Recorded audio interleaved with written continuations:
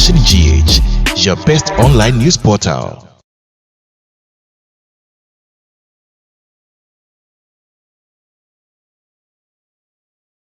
Awuziambra so bia wo sensem a yaboaboa no na dadue ne yede baba somo na mu de tuamu e wo man Ghana m ha ensem ovuru papa potopro ne nyina ha ya na wonsa ebeka no wutie na wohwei na wa subscribe no wa share notification bell no so ho na wanuma so no asede to se ne be ya eto ma ne se yede domwo no na so onse ka ne brem pepepe yaboaboa no na dadue ya yede esumwe yedi makotin bi ya obeti enesem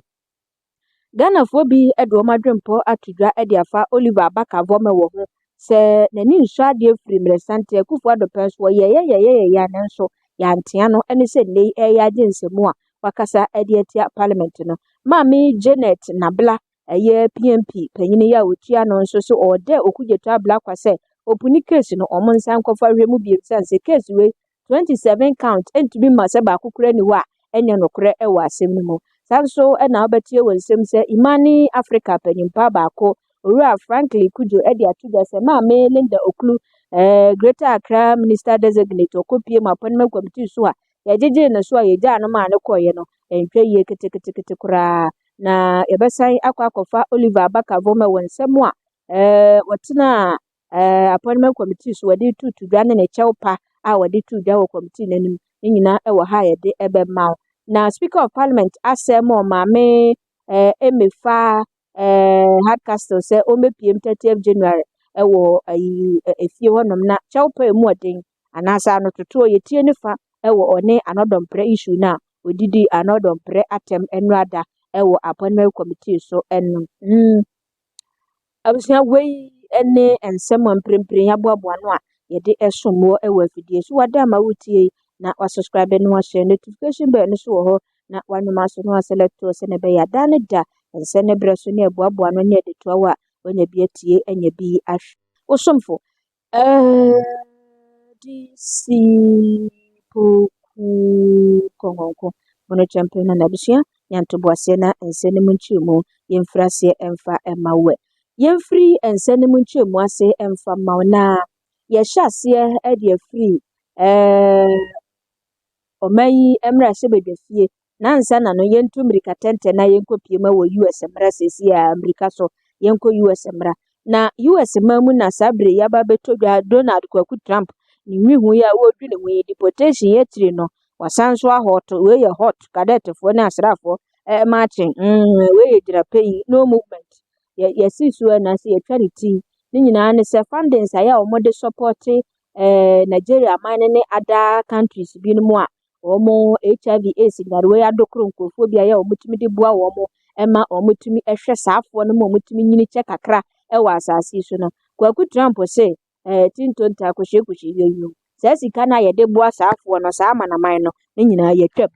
watso agedem sie na so obewo bere wo ho atu akosua rompo ataro moma so odo Kwaku donsuo akura wo onsem no afere se alele bia wurawura nkrofo boku mu a okwakoto ya de awonko afa onko asesa so a ya na ne mobro we se bia obi wo ha awonyem na ne ba na enya enne ya awreho na sepa se ni papa imu a ono no akogoro na agoro akwaje na nisuo no odi akura de ya hwe okura ne eze wa na akokofa na wa no akwakofa ba na me abeye wa ujijije cheze de ababa ya sem kase pe ne nam so mama na man a Nigeria mani titru a yebo odi ne ka ho a omo HIV AIDS nyarewa na omo bre ewo mu a omo huna mane ewo AIDS nyarewa mu no saafo ni nyina ababetodwa ese omo ayemmobo abo wo mu hu abo wo mpusa omo nsesi form eye wo mo ya ese Donald Kwaku Trump si yen suspend funds bia ye provide ede emba saafo na ye support wo mo with HIV AIDS funds bia ye di pushi wo mo mutumi etan se che kakra ewo abrabani ti abusia ehonsem no ayepinso pa ayepinso ya enye asem ketwa no yebekwa ene akopie mu ewo ensem fufuro mu na yafefa hode ede amount ma mento aso na memfa nkopie mu ewo Oliver Abakavome wo no nsensem abegyintre ha ewo mayi mu eno na Ghana fo bi no na dadie wo mo kire wo maden se abamu yi amanani atra nani nton oyakojata bi onye ke da no ba na fe no na ye huwe no wo nkwe eja akashi Akufo-Addo pɛso abante etimi frɛ Jubilee House baabi a mampanyi te sɛ ɛhɔ yɛ Julobi ama otimi kura de yɛ demonstration Julobi Julobi House kocho ehihie ba Asante Kasa mlie Julobi kromfo ba fie kromfo ba Julobi ka mo Julobi ba amafa ba shout Julobi ene eke Julobi kromfo ba fie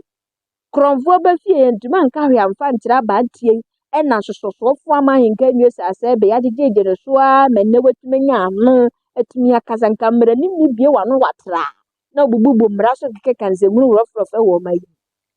keke kanzemuna na bantie na wo keka ewo kurom ha ye monitem so ye nkanasem ɛna ɔde no topa wɔtokɔ a ɛne akwakohie ne difo no nti saa Julobi no kura na wɔde frɛ Akufo-Addo baabi a mampanyi tie no ɛne ye hwɛ sɛ maama time so ɔbɛsa frɛ ho Julobi a saa bre no mu nyina na ka sɛ abantie saa nsɛm ye frɛ no kura ma ne bɛpa ho kyerɛ sɛ enye kasa akokɔ akakyerɛ mpanyimfo Akufo-Addo onye utipe na akɔka nsɛm bia a wɔpɛ akyerɛ no tete na atete nkwa na adwo na amesiri bia ka bi ahwɛ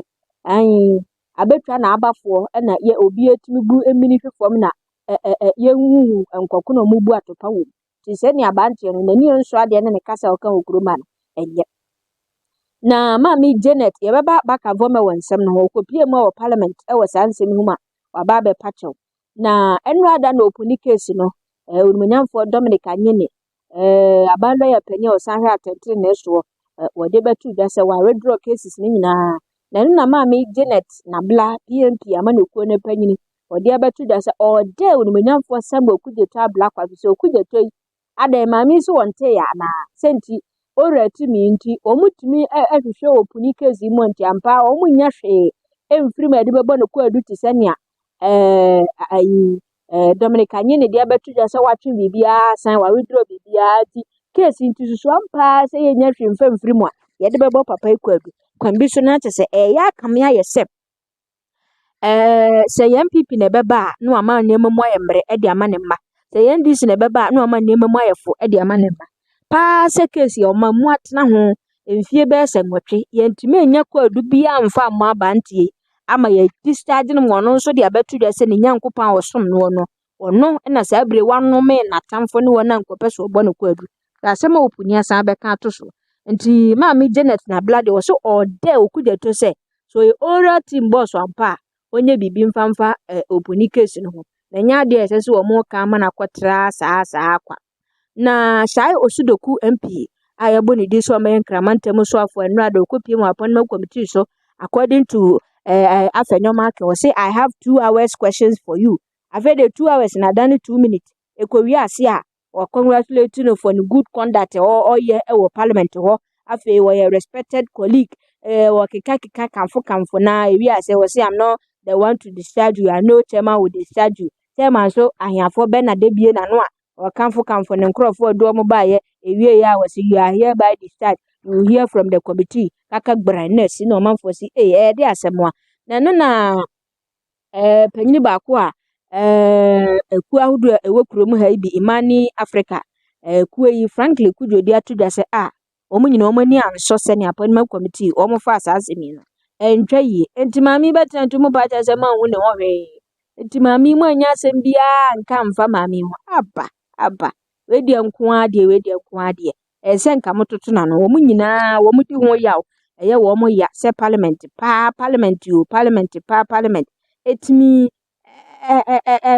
kansem chese ema bibia yefo kekesa ede mama me ne de entwa yie ene nti na binom kura se nka be ya nka nkramantam adehye na nka sakura ene maame ne enko kasa one on one no mu ntie de o maame ne wo ma wo sanse otumi se parliament appointment committee no maame vetting de o mo di nkramantam fo hwambo efise how bebre na won kramantam so o mo ntime anya asem bia musa maame na manafa no ho di kwa enye abusua ma yento aso na memfa nkopie mu ewo ensem fufure ma ha eye one vision GH so wamadina subscribe na share no fufure nsanka bi no mo hwe bi ensem no na egusu ayede edendan wo ewo Africa CS wutie na wohwe na o subscribe na wo share amo fufure nsaka ne de ma yankwai Oliver Baka Vomewo ekopie mu ewo appointment committee of parliament so ne nsɛm a ɔkɔkaeɛ so ɔmo gye adamudeɛ ansa na yama appointees ne kwan ma ɔbɛpiem ɛwɔ hɔnom ɛne ne nam so monumonyamfoɔ Bernard Ahiafo a ɔyɛ first deputy speaker wɔsan yɛ chairman ama committee no ɛto nkra sɛ yɛmfra abanti mfa mo ɔmo na ɔmɛpiem wɔ committee no so na ɔnyiyi n'ano ɛmfa adanse emu api ɛmfa mmerɛ committee no na yɛhu sɛ deɛ wɔka no nokora wom anaasɛ nokora nim ampanampa ne nua ne ampa Oliver Barker-Vormawor asa 10:33 am ɛnnɛ na ɔne ne nkurɔfoɔ akɔpie mu ne lawyer Nana Ato ɔmo nyinaa akɔpie mu ɛwɔ committee no so a yɛkɔ akɔyiyi nsɛm ano abere a ɔmo kɔɛ no na nsɛm ne nkyiniwahyew no ayɛ bebree krataa ɛne ɛyɛ post a Barker-Vormawor ɛposti wɔ social media 24th of January adekye 25th ɔsan de bi kɔyɛ api so no ne nyinaa ɔmo printe a ɔmo de ba committee no so according to Barker ne councillor yi Osi Oliver first post ne deɛ ɛyɛ wɔnoa that was on the 24th of this month ɛyɛ Oliver ne post yɛ but second post ne deɛ ɛnyɛ wɔnoa but ebia na asɛm ne nkyerɛmu no post no ebia na enipa binom mee ebia na binom ante aseɛ we misunderstand ebinom ano ɔmo ante what Oliver wanted to say and I wanted to share Oliver no wayɛ no ho nipa bi a adeɛ ha no a otumi bɛka ɛwɔ social media no so wɔyɛ whistle blower that was the word ya councillor no use yɛ na whistle blower yi ɛna ɛkɔ wiase a kyɛ sɛ akɔba ne sɛ Oliver yi ɛkɔka saa asɛm no ɛde kyerɛ committee ne mma ɛsɛ ɔmo gye adamudeɛ na whistle blower a blower deɛ wano ntumi nka nti ɔmo kɔpie committee no so ɛma asɛm no ɔmo apa ho kyɛw na committee no anɔdɔmprɛ afɛnyɔma aken ɛne ne nua bi no mu insist sɛ ɛwɔ sɛ Barker-Vormawor kasa ɛnyɛ courtroom ɛyɛ committee so ɛyɛ parliament ɛna waba there is no way a wo te ha nneɛma wo councillor nkoa na akasa wɔ abere a wo Barker-Vormawor wokɔtɛ social media so a wano gbegbegbe keka bɔ so sɛ nika ɛnyɛ wotumi kasa social media platforms wotumi kasa media houses ahodoɔ wonya akwanya kasa gbegbegbe enti woba bɛtena committee yi so deɛ wotumi ya no mum ɛmɛtena ha na yɛnya wo saa ma wo nkɔ da yɛmpene ɛsɛ sɛ wo kasa first one onumonyamfoɔ Frank Anɔdɔmprɛ ne make saa appeal no ɛma chairman Ahiafo kasa o da bi ne councillor wɔ ha deɛ ɛsɛ sɛ yɛma councillor ne kasa edidima a ɔmobɔbɔ ho a na ɛsan kɔbɛsi yɛ sɛ da bi afɛnɔma akɛde na no tum Roxy Nelson Echedafia Makwa de na no tum na ɔmo sɛ okay sɛ ne asi akɔyɛ no yɛbɛyɛ no nie okay yɛmfa ne sei ɛho kyɛw pa ne councillor ne gyina na nema pa kyɛw sɛ first post no yɛ ɔnoa ebi anate na nipa bi ante ase me so hɔ na me nso menyi ntum no is ade na state clearly we nya brofo a mu use vocabularies akɛseɛ bi a obi ante ase nipa bebree te ase but so ma pa ho kyɛw a kyɛw pa no yɛpɛsɛ yɛti free Barker-Vormawor nanu ɛno deɛ nkurɔfoɔ yɛ ka afei second one no onumonyamfoɔ Bernard ɛma akwan ɛma Barker-Vormawor na ankasa de nanu di nsɛm atu dwa wɔ committee no so ɛpa ho akyɛw nsɛm a wɔtete yɛ a wogyina so de ka saa nsɛm no wɔsɛ wɔkɔfa bi wɔ MPP foɔ site bi kyɛ sɛ waboro nsɛm no bi so papa waboro bi so wɔsɛ ayi first post no yɛ ɔno a second post no deɛ ɛyɛ Ghana Today foɔ na ɔmo hyɛ saa post nti ɛnyɛ ɔno Oliver mpo post muduru committee no anim a na makoko moayɛ bɛtɛbɛtɛ sɛ akoso mpo agya aka no mote social media so ama no dendenden Jabusha yɛnkɔtie committee no ɛne Oliver nsɛm yi ho nkyiniwahyew with any design that this are just factually where it appeared. So we would not want to speak to that. As I said, it's not us. The second one pertains to the matters in the first paragraph. It says, so, Mr. Speaker, with your permission, so all the monies the ministerial appointees are being asked to pay to the appointments committee just to get approved are those ones not affected by oral strange republic. The chairman, we want to say that yes, this is a post from Mr. Vormawor, which he put up on his Facebook, formerly Twitter, no, Facebook and X, formerly Twitter account. Now, the point about that statement, we'll just briefly state, is that it was not directed at the appointments committee in any way. It was completely not directed at the appointments committee, was only intended to expose certain matters and materials that had come to his notice. Allegedly that some people are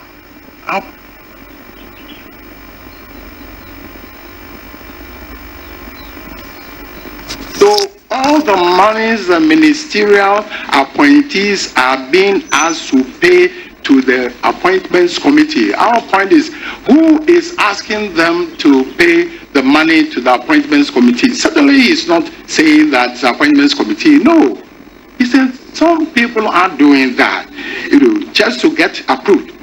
Are they not the ones affected by oral? No, I would want to say immediately that, one, it was never his intention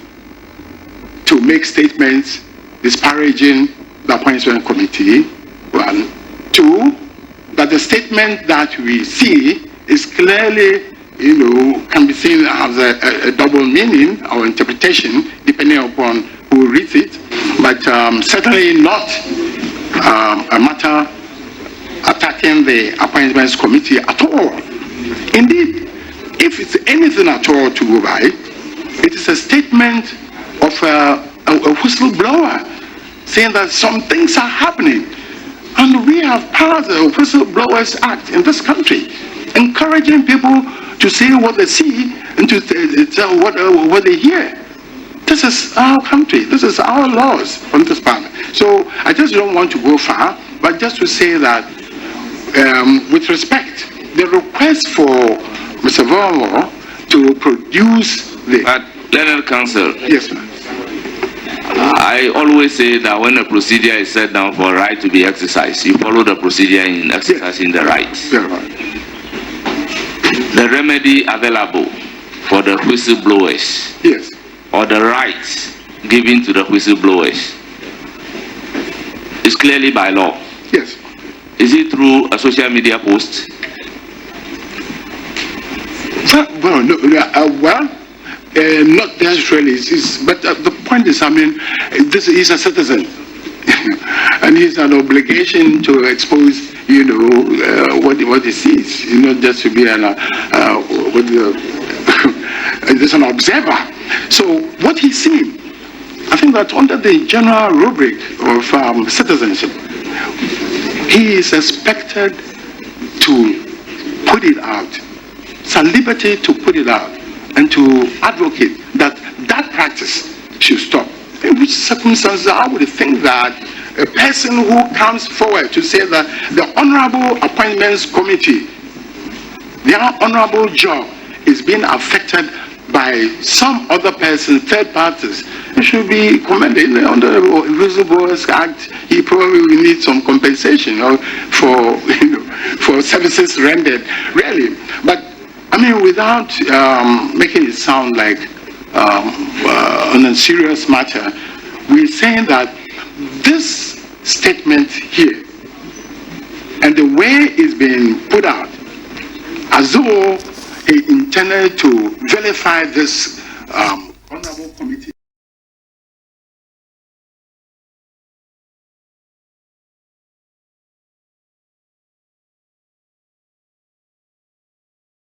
Nti Oliver Baka Vomewo nanie nano eware nti odididi twadahio ose akura se maka na menweye mia na mekaye mesan meboa nipa ho kyew nti abusuafo momfa encheme okaye no munyamfo Alexander Afenyomakin kaye se odi beye adwuma se ne awaka no na afenso ade ba kwa na ye wo mo ya se abra wadense na ebetu dwa no wa infa disclaimer ama eno kura na kire se onu ne ho ompa ho kyew wo social media so se asem no ngrofo asoma twena twetan nti opa ho kyew amfa bibia sa ama enso so Vomewo kire se odi bibi sa abaye ama ye tiremu a omo se won provide sa disclaimer na o ka no provide mfama committee no na fe so obedi sa ne bohye no so nko ade ebeboa wo no na aboa wo man Ghana na aboa committee nso so na onumanyamfo Bernard Ahiafo ka se okay yate Leonard Council say nipa obegina mu no ma ne so se de okaye no watwe sign up aho chewa yenso yade atumti ho ana abusua committee no enyina sore ya se Oliver Abaka Voma wonensem no wakopie committee no so ya kan wie ama wafa ne ho adi se okoye no opa ho achew emaja yese obaja ne nagu sire so kura yintwantwene nya atwetan okoye no okopopo nani ena okohenham ye no okan na kasie mu dia na chese ehu se wo sheda no okan ba we wo se ebi kura na according to the council no asem no de na opese o kira se kusi no kura ya kire ma kire no ya ntena se ase ya kire ma de na no asibone nti wapa ho achew nti ha ne enso ye dikase ne besi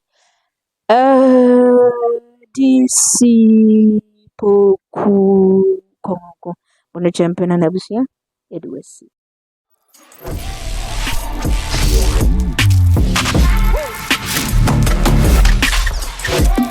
One Vision GH, your best online news portal.